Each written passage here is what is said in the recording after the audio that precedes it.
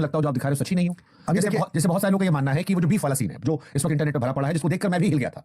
अब केरला स्टोरी 1 जब आई थी तो केरला स्टोरी 1 में फैक्ट्स को लेकर बहुत चर्चा हुई थी। इस बार लोग ये पूछ रहे हैं कि ये जो बीफ खिलाने वाली कहानी है ये आपने कहां से उठाई, व्हाट्सएप फॉरवर्ड से या फैक्चुअल? और अगर फैक्चुअल उठाई तो आप उसको कोट कहां से कर रहे हैं? क्योंकि केरला पुलिस कह रही है कि ऐसी कोई घटना नहीं आई है उनके पास, और अगर नहीं आई है और कहीं गलती से एक स्टोरी सुनाई पड़ी तो क्या उसके आधार पर एक परसेप्शन बना देना कि मुसलमान ऐसे ही बीफ खिलवाता जबरदस्त? तो लेने के देने पड़ गए।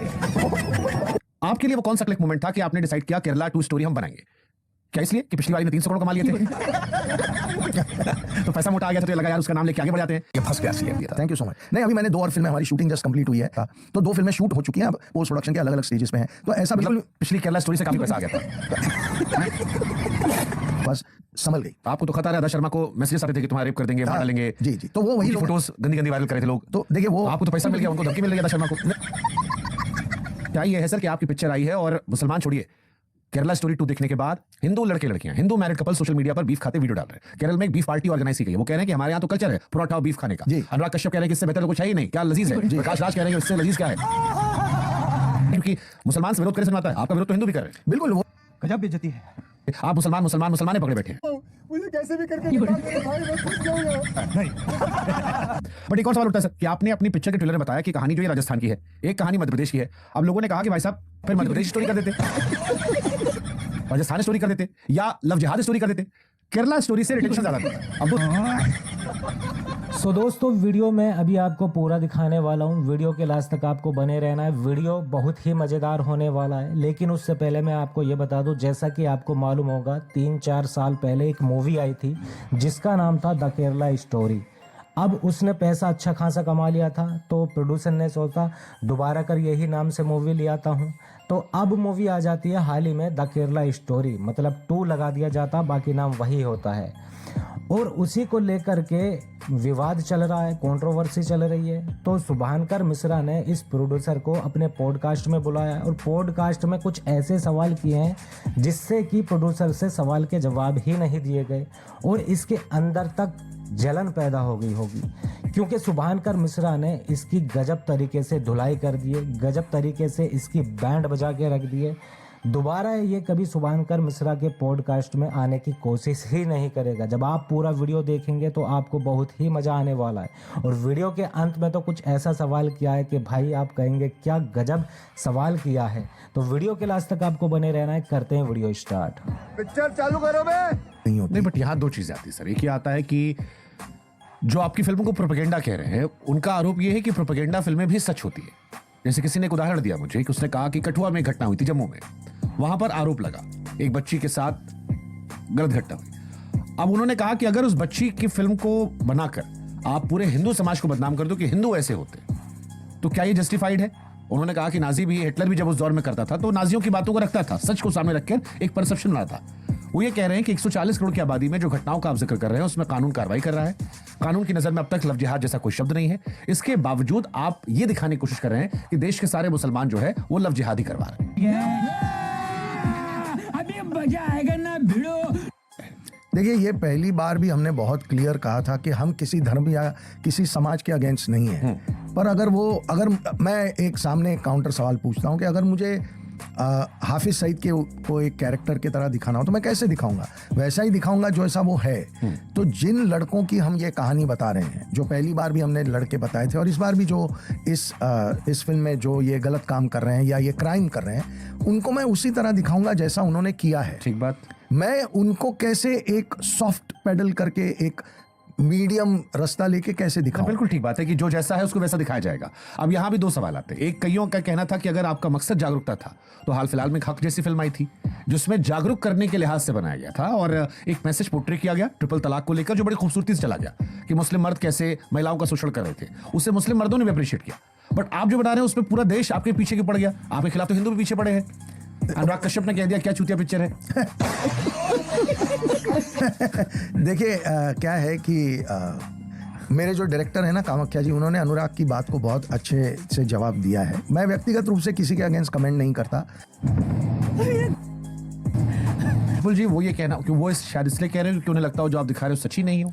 अभी जैसे बहुत सारे लोगों का ये मानना है कि वो जो बीफ वाला सीन है जो इस वक्त इंटरनेट पर भरा पड़ा है, जिसको देखकर मैं भी हिल गया था जी, वो उस आपके ट्रेलर का सबसे खतरनाक हिस्सा है, जहां पर उसका मुंह पकड़ा आता है, ठूसा आता है और फिर पैर खींचकर अंदर चला जाए। अब केरला स्टोरी 1 जब आई थी तो केरला स्टोरी 1 में फैक्ट्स को लेकर बहुत चर्चा हुई थी। इस बार लोग ये पूछ रहे हैं कि ये जो बीफ खिलाने वाली कहानी है ये आपने कहां से उठाई, व्हाट्सएप फॉरवर्ड से या फैक्चुअल? और अगर फैक्चुअल उठाई तो आप उसको कोट कहां से कर रहे हैं? क्योंकि केरला पुलिस कह रही है कि ऐसी कोई घटना नहीं आई है उनके पास, और अगर नहीं आई है और कहीं गलती से एक स्टोरी सुनाई पड़ी तो क्या उसके आधार पर एक परसेप्शन बना देना कि मुसलमान ऐसे ही बीफ खिलवाता जबरदस्ती? ये फंस गया सी है। देखिए, आपको एक किस्से को आप ये तो नहीं कह सकते कि हर लड़की के साथ ऐसा ही हुआ होगा।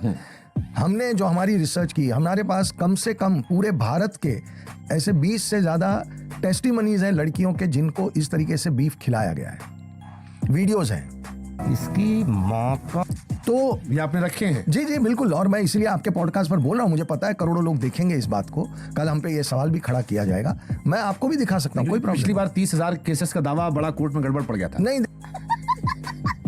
क्या हुई कि केरल में लव जिहाद है ही नहीं, यही एक आर्गुमेंट सब जगह से मैं आ जाऊंगा, वो टॉपिक मैंने अलग नहीं रखा नहीं, है। मैं कह रहा हूं कि आपने जो 32,000 का आंकड़ा बोला, मैं उसी के मतलब वो आंकड़ा चर्चा इसलिए आई कि 32,000 के दावे को लेकर सुप्रीम कोर्ट में आपने अपना स्टैंड चेंज किया और ये कहा कि फिर बाद में फिल्म में आया कि ये कहानी जो है ये काल्पनिक है और उसमें 3 लड़कियों की जिंदगी पर आधारित है। वो लड़कियां जो अफगानिस्तान की जेलों बंद है, जिन्हें भारत में लेने से ही मना कर दिया है। मेरा मुंह से निकल गई, मेरी जबान टूट गई यार। ईमानदारी से एक बात बताता हूं, जब आप ऐसी केरला स्टोरी जैसी फिल्म बनाते हैं तो बहुत संघर्ष करना पड़ता है, बहुत ज्यादा। अच्छा हमको सिखा रिया है। जितना संघर्ष इस फिल्म में हमें करना पड़ता है, उतने में मैं 3 कमर्शियल फिल्में आराम से घर बैठे बना सकता हूं। तो ये फिल्में बनाना छोड़ आसान- दिया आपने?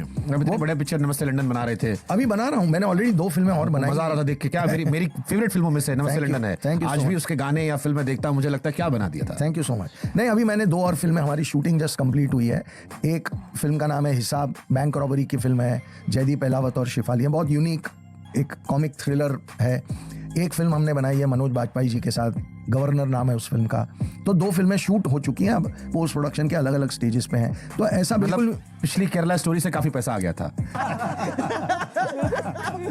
पैसा तो जरूर आया था, लेकिन उससे जो हमने समाज में जागरूकता देखी थी और जितना लोगों को हमने देखा था कि लोगों की जिंदगियां बदली, और पिक्चर रिलीज से लेके आज तक हमें खत आते हैं, लोग हमारे तक किसी ना किसी जरिए से पहुंचते हैं और बताते हैं कि उस फिल्म को देखने के बाद उनकी किसी ना किसी की जिंदगी उनके आसपास संभल गई। आपको तो खत आ रहा है, अदा शर्मा को मैसेजेस आते थे कि तुम्हारा रेप कर देंगे, मार डालेंगे। जी जी, तो वो वही उनकी लोग हैं। फोटोज गंदी गंदी वायरल कर रहे थे लोग। तो देखिए वो तो आपको तो पैसा मिल गया, उनको धमकी मिल रही है अदा शर्मा को।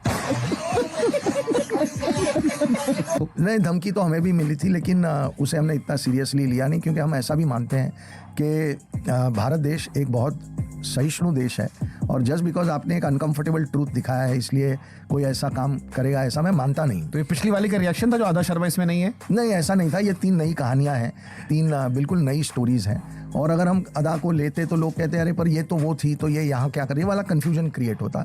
हमें चाहिए था कि लोग बिल्कुल इन लड़कियों को उस कहानी की सच्चाई के तरीके से देखें और वो उनको कहानियां बिल्कुल सच्ची लगने लगे। सच्चाई ये है सर कि आपकी पिक्चर आई है और मुसलमान छोड़िए, केरला स्टोरी 2 देखने के बाद हिंदू लड़के लड़कियां, Hindu married couple social media पर बीफ खाते वीडियो डाल रहे हैं। केरल में एक बीफ पार्टी ऑर्गेनाइज की गई है। वो कह रहे हैं कि हमारे यहाँ तो कल्चर है परोठा और बीफ खाने का। जी। अनुराग कश्यप कह रहे हैं कि इससे बेहतर तो कुछ है ही नहीं, क्या लजीज है। प्रकाश राज कह रहे हैं कि इससे लजीज क्या है,